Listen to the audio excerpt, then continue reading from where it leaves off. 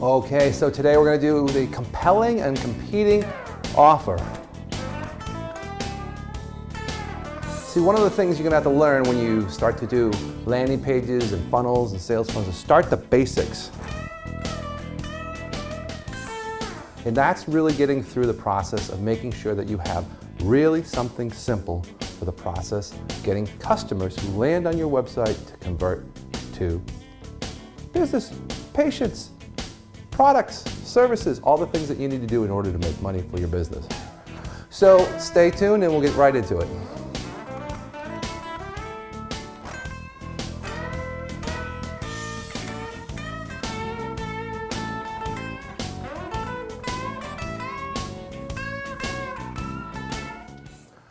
Okay, so we're going to talk about a compelling and converting offer in today's episode. As I mentioned from the beginning, it's really something that brings in either patients or business or clients, basically money into your business. And we need to think about how do we do this? Well, we go through a lot of sales funnel activity. We call it these profit engines.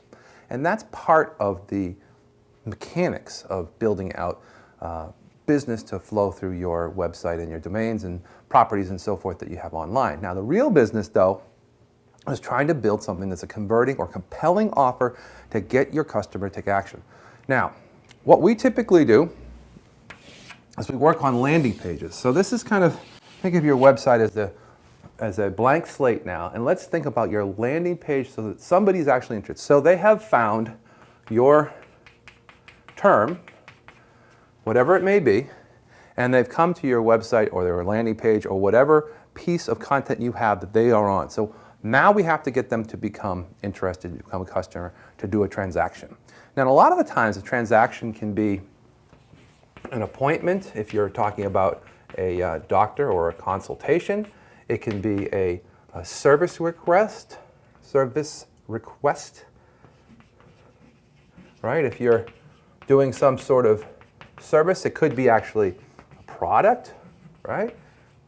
Or it could be something of the nature of actually a phone call, right?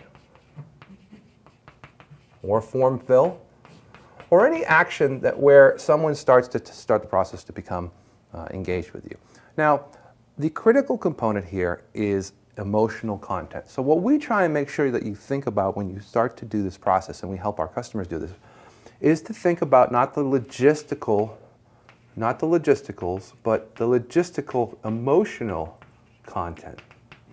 Now, that is really the emotional reasons why people buy or make a decision are not always tied to logistic elements. But in the case of when we're trying to prove a point, especially in a sales letter, if you have really good sales copy, it's compelling. And we want to make sure that we have at least bullet points on compelling offers. And the problem we see all the time is that we have all this writing about all the stuff that's very important about this product, service, or offer, and nobody reads it because nobody reads anything.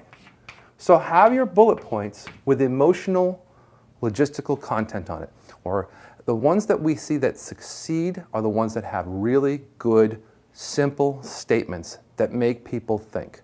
Now, I want to make sure that this is a part of your thought process to get through the elements of a landing page, because it doesn't need to always be an offer that is money-driven or a percentage off or something of that nature, which is more, let's say, related to the physical attributes of an offer.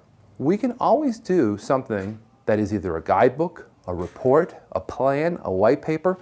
So in this landing page or website or main home page, you can have obviously your offer button here, but that could also be, again, not have to be 10% off, or you have to buy by a certain time, or $20 for this special, or $100 off, or whatever it might be. It can also be a compelling report. All right, so we can also get an email, a contact information, a phone number, even if they're not ready to buy, or they're not ready to start, or they're not ready to get engaged with you yet. You want to have a secondary offer that allows them to try to get started.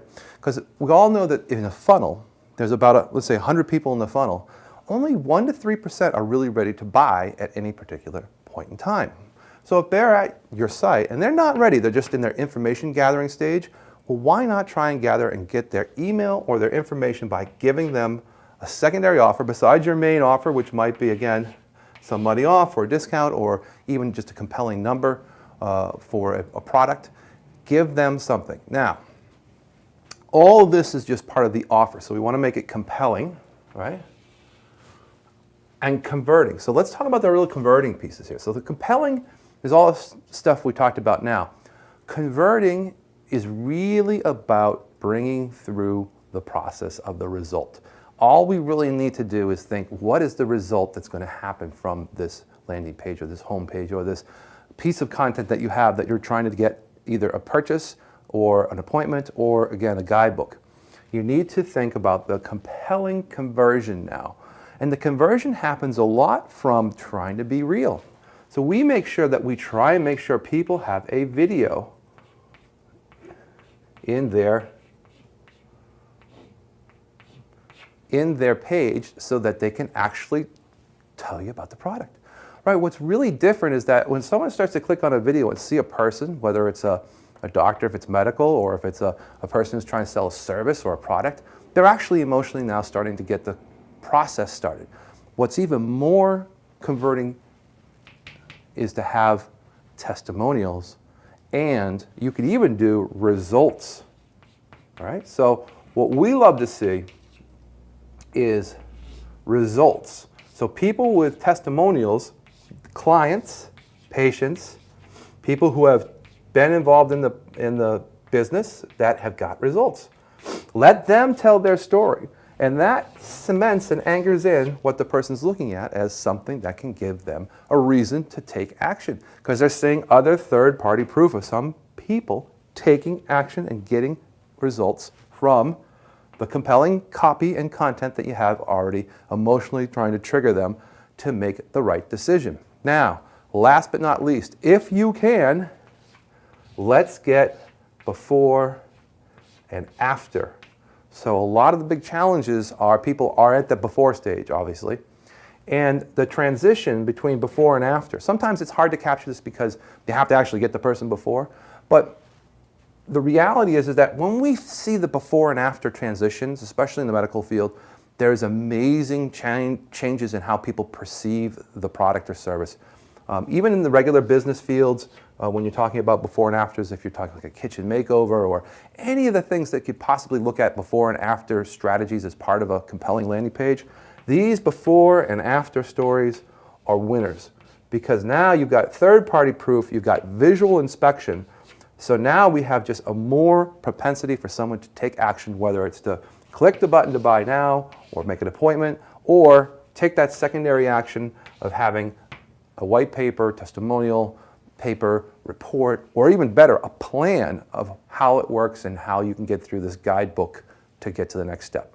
Again, this is all transgression of taking someone from a status of where they are, right, where they are now, to a better situation. And obviously, if the better situation is emotionally compelling and converting, the chances are better that you'll get the result you're looking for, which is new business. Hope this helps. We'll see you in the next episode.